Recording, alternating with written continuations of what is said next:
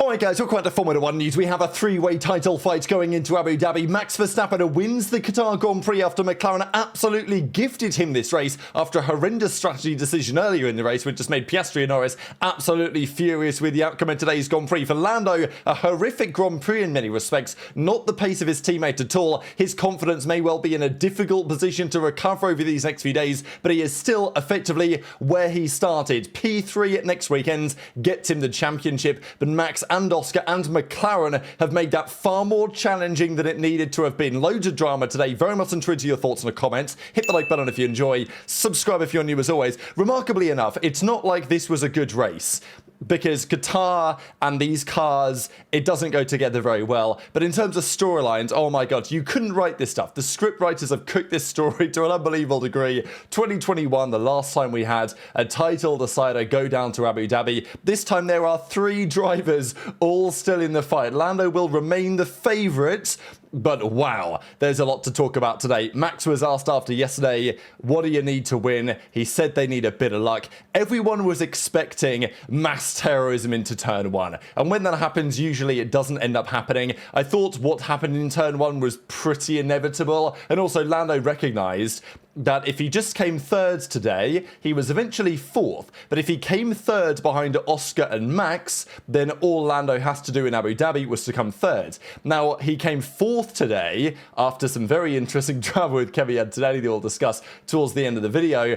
But because Max got Oscar, that means he still only needs to come third. It might not have been that way. It wouldn't have been that way had Oscar won this Grand Prix, and arguably he will feel that he should have done.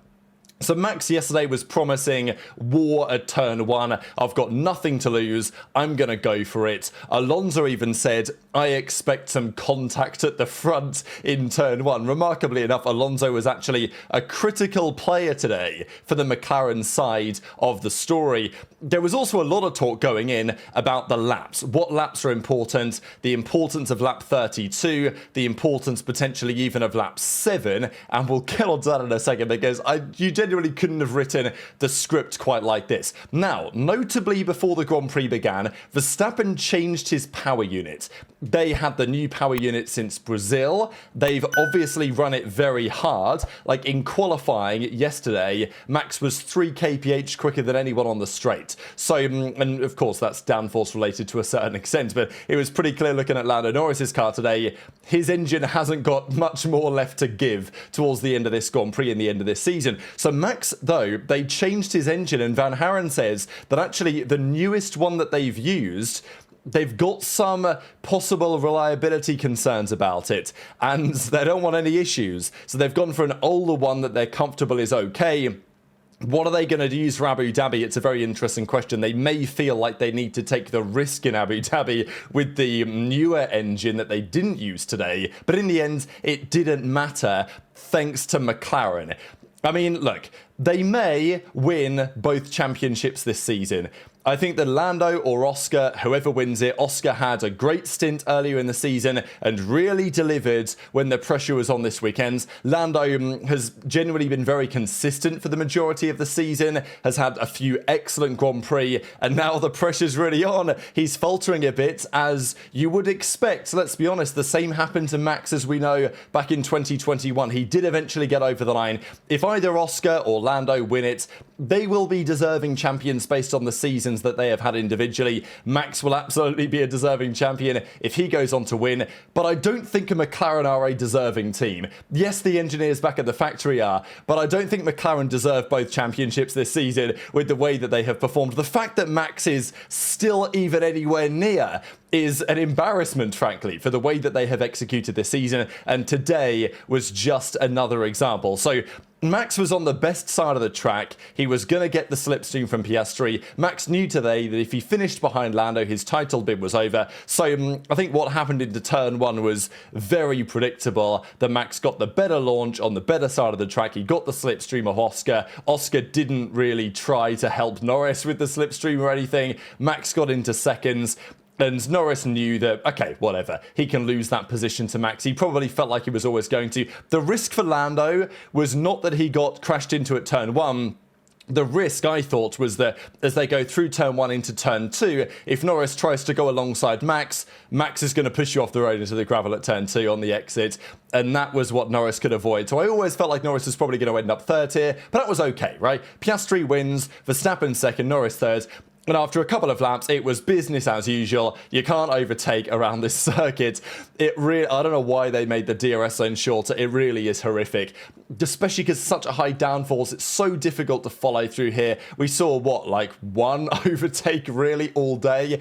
But at least there was plenty of action up and down the grid elsewhere. So Norris into third, Verstappen second. It kind of looked like, all right, I'll see you at the checkered flag on lap 57. But we did get a little bit of drama. So at this point in the race, Norris was third. This is how the championship looked. Norris would have been at 4:11, Piastri at 3:99, and Verstappen at 3:89. So it would have been a 12-point gap between Norris and Piastri. That means that, well, if Lando finishes fourth in Abu Dhabi, he will get 12 points. And Oscar, if he were to win, would gain 13 on him. So based on these standings, what it meant for Abu Dhabi was that Norris would need to be third. However, as the race went on, that actually changed, but then changed back again. Now, Gasly got a bit of damage. It was pretty clear that he had some sort of instability, and he had a lot of, fronts bouncing on the right-hand side. He was all over. The sparks were flying all over the shop, let's just say. And then, partly because of this, he ends up getting into some contact with Nico Hülkenberg. Hülkenberg flies out of the race, and there's a safety car. Now, you genuinely couldn't write this, because lap 7 was the lap that every team will have kept in mind to say, if there's a safety car after lap 7, on or after lap 7, then we can execute the mandatory 2-stop. So this race, there was a limit set by Pirelli. We did see a puncture towards the end with Isaac Hadjar, so we know that it was an issue. These tyres, the gravel, etc. They set a limit, 25 laps. That's all you could do on a single set of tyres. So, on lap 7, the teams will absolutely have said in the debriefs, if there's a safety car after lap 7, then we can box and go 2 stops to the end. Every team will have known this, and it happened at the absolute perfect time. You couldn't have written it, right? It was lap 7. What are the chances? This was the incident. It was turn 1. Gasly understeered a little bit, and I think they would have got through safely if it wasn't for his damage, but you can see all the sparks coming off Gasly's car. He lost a bit of downforce, didn't have the front ends, takes him out of the race. Gasly, of course, was not in a good spot either. So Hamilton was like, how crazy is that dude? I'm not exactly sure what he's referring to.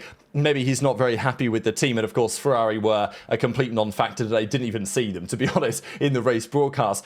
But I think Hamilton was maybe also surprised that, wow, what are the chances it was lap 7? Because that's the perfect lap to go 2 stops to the end, because you've got to only do 25 laps. 25 times 2 is 50. You can go to the end on a 2-stop.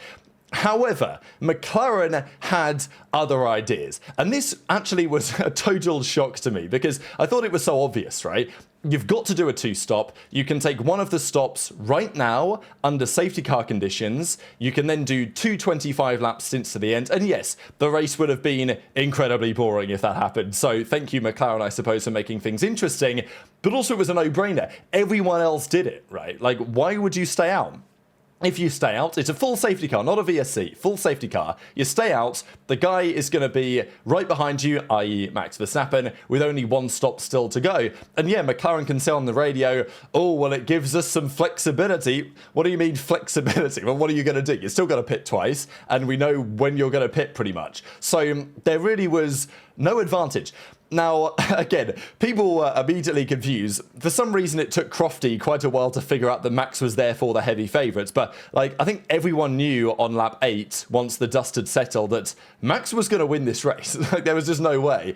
Especially because the hard tyre had, like, no degradation, really. The medium was a bit tricky to get through all the 25 laps, but obviously the McLarens felt like, well, a couple of laps under the safety car, we're going to be good to attack and build a gap to Max, which they did. But then, of course, they had to pit into what eventually would have been serious traffic had it not been for Fernando Alonso managing some pace further behind. So, yeah, lap 8, as you can see, Piastri, Norris stay out. Everyone else boxes. Now, Russell, unfortunately for him, to be fair, it was kind of mixed between them, but a lot of the Mercedes guys, based on your pit lane position, you can get held quite badly. That happened to a number of drivers, so I think Russell found himself on the receiving end of that a little bit.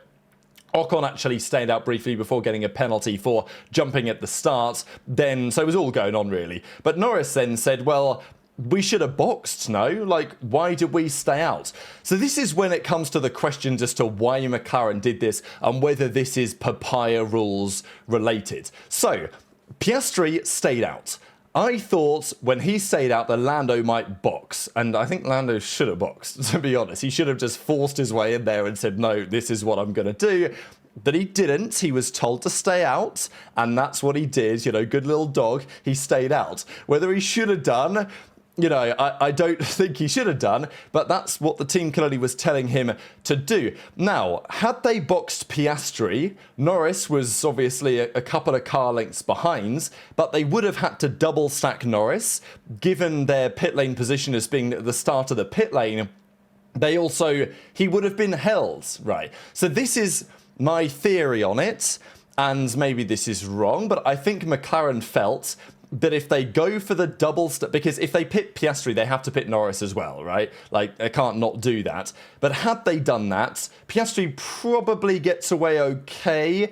But Lando, given that he was behind Max and Sainz was right there and everyone else would have been steaming down the pit lane at that point, Norris would have been held for quite some time behind. So I think McLaren felt that if they go for this double stack under the safety car now, then Norris might end up losing out quite a lot. Maybe Piastri might do as well because of their pit stop positioning in the pit box. So then they decided that they were better off staying out. So with that logic, I do get it.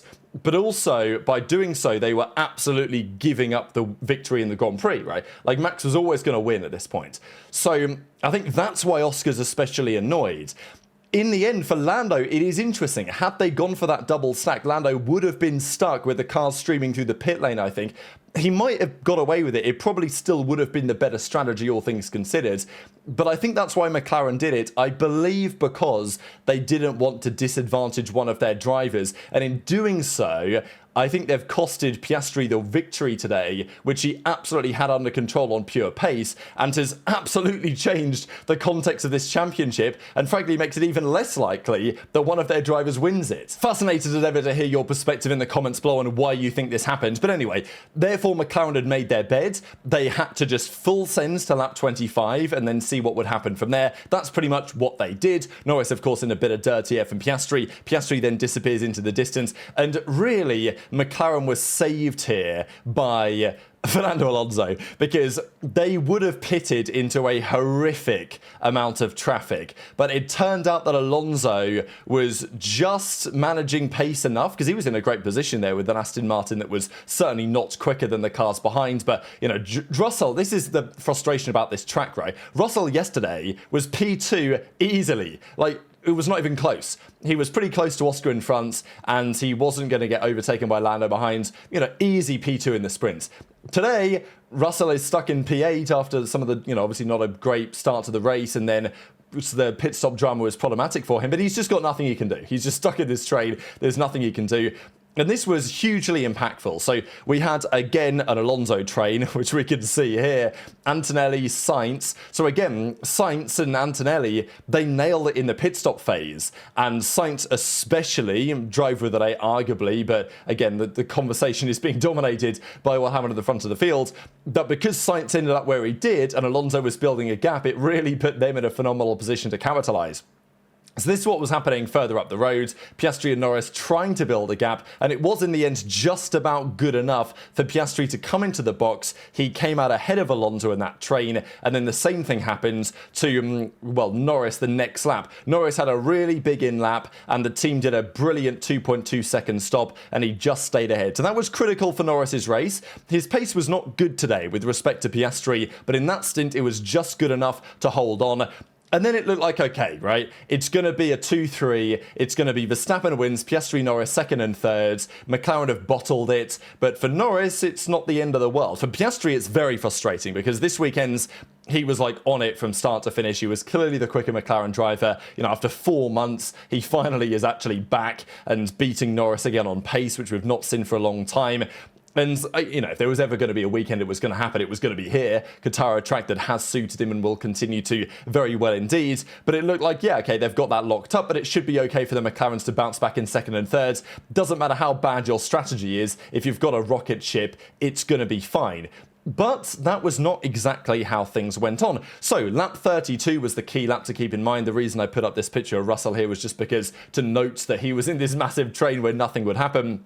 This then was Oscar making a great move on Antonelli. So at this point, Antonelli's tyres were pretty much shot, and there was a lot of talk about this because Piastri had loads of overspeed compared to Antonelli and got this move done pretty straightforward in the end. Norris could not get the same done on Antonelli later on.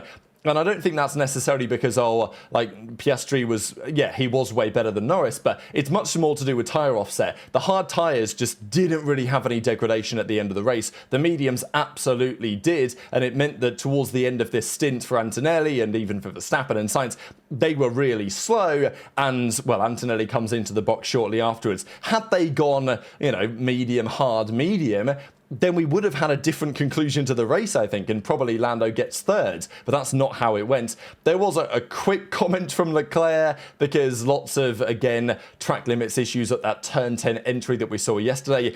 Max then comes into the box, lap 32, and everyone else filters in behind him as well. So, look, the strategy was set from lap 7, as Will Joseph said on the radio, whatever it was, to Lando, or maybe it was Oscar's engineer, but Stallard, I think is his name, Tom Stallard.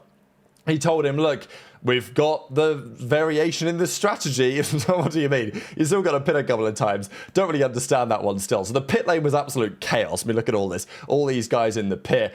Then it was, again, the two McLarens out in front. But it became pretty clear at this point that the hard tyre was the race tyre, right? And Verstappen was told that on Gasly's car it looked better. The medium was a bit fragile. The hard tyre was going to have no issues getting to the end of the race. So Max had this one absolutely signed, sealed and delivered. And then it was all about Lando, because at this point in the race, it looked like Max was going to win. Then it was going to be Piastri and Norris. Now, if it had finished Verstappen, Piastri, Norris would have scored 15 points. But because Max won, who was not his closest challenger, and Piastri was second, then going to Abu Dhabi, he would only have needed to have come fourth in order to guarantee the title if Norris finished third today on track. However, finishing lower than third as he eventually did, that has put things in a more precarious position. So then Lando has a big moment at turn 14. Oscar actually did the same a couple of laps later.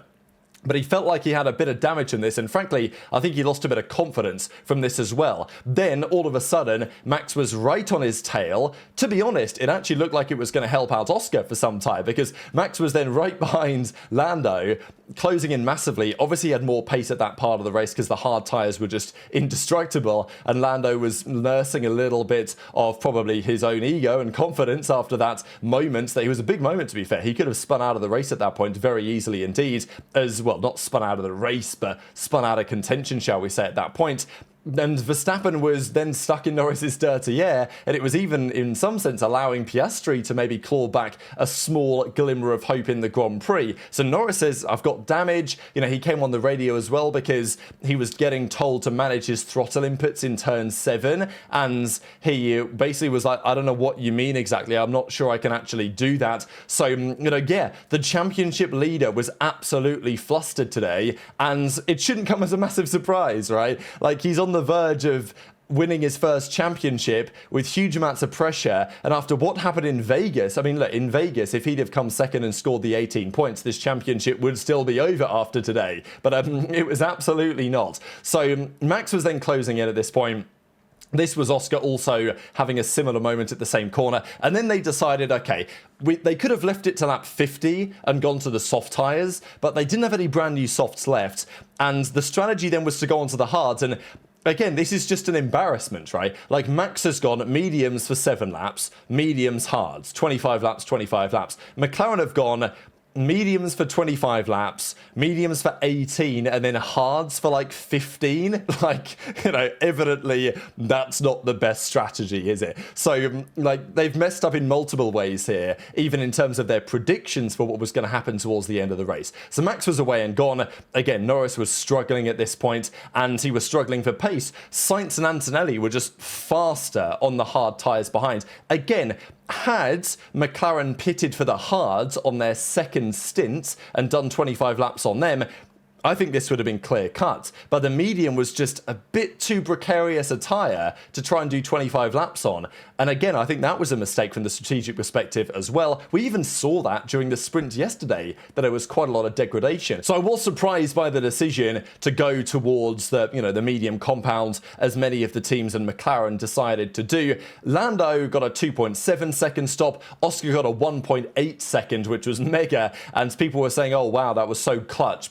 And yeah, sure, but this wasn't going to make any difference at this point anyway. The difference, though, was for Lando. So Alonso, after running a great race, he then goes for a spin, lets a couple of cars through.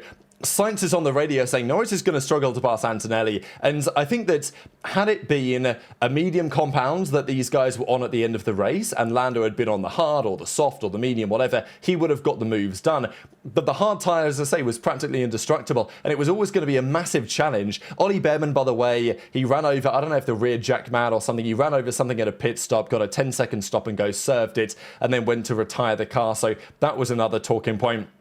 Norris then, lap 50 or so, he was very close to Antonelli. I mean, he was at one point within about 4 tenths going into the final corner, and he still came absolutely nowhere near getting this move done. So Antonelli was managing his battery well. Norris was just, at this point, going to be stuck in 5th, and it was really that middle stint on the mediums where the hard tyre was just the better tyre. And yeah, Lando lost quite a bit of ground to Oscar during that stint.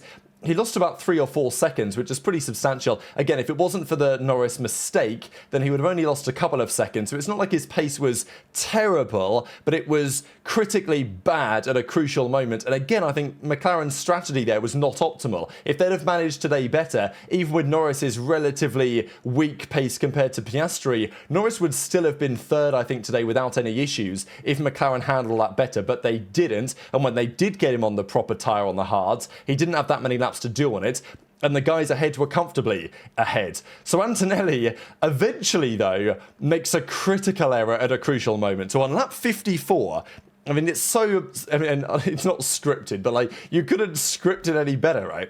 So at this point, lap 54, Norris would have been at 4:06, Verstappen at 3:96, Piastri at 3:92. That would mean that Lando finishing 3rd in Abu Dhabi would not necessarily be enough, because if Max was to win, then he would gain 10 points, and his gap behind to Norris was 10 points, but then Verstappen would have more wins and they would win on countback. So this meant that Norris, if he finished 5th, would have to finish 2nd in Abu Dhabi if Max were to win in order to win the title. And Piastri seems to be back. That's going to be a challenge. But the story then changed. Antonelli goes wide.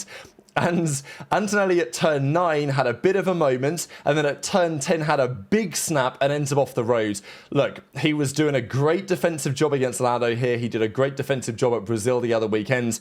Do I think that Antonelli, with a call from Mercedes power units to say that we need to win this World Championship or something, gave him the call and he went off the road deliberately?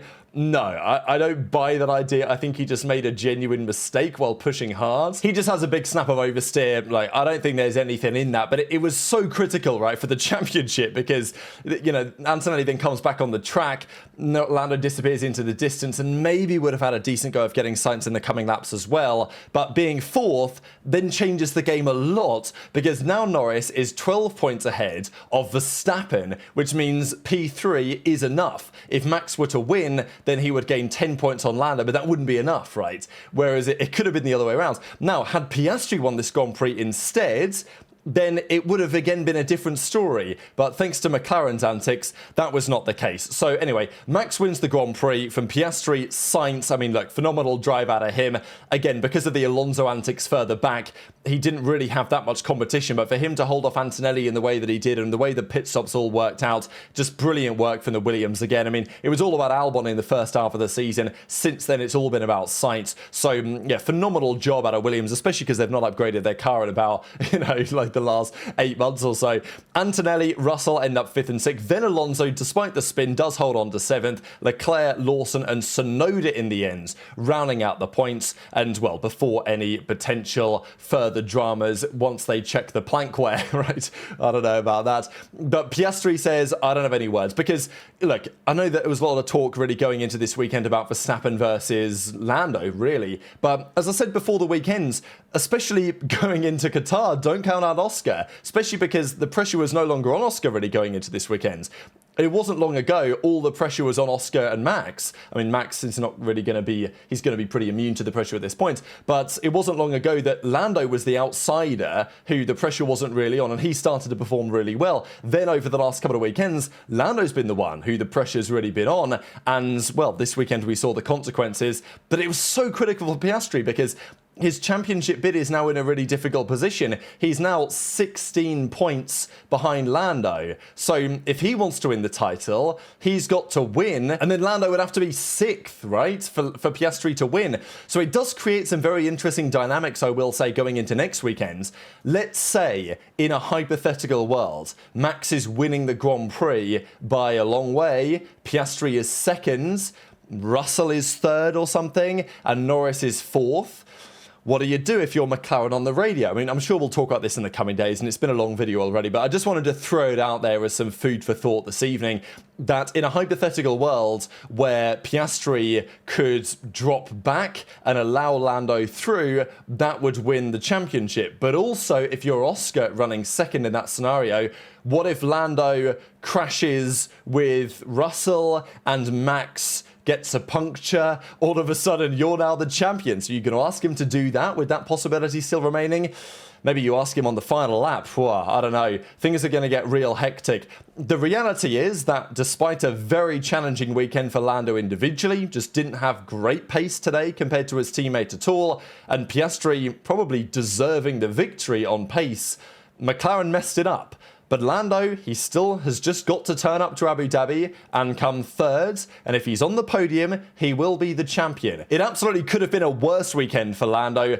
It could have been better for Oscar, all things considered. Max, again, is the key winner. And the key loser, really, is McLaren Formula 1 team. So very much interested in your thoughts in the comments. Hit the like button if you enjoyed. Subscribe if you're new. Take care. And I'll see you next time.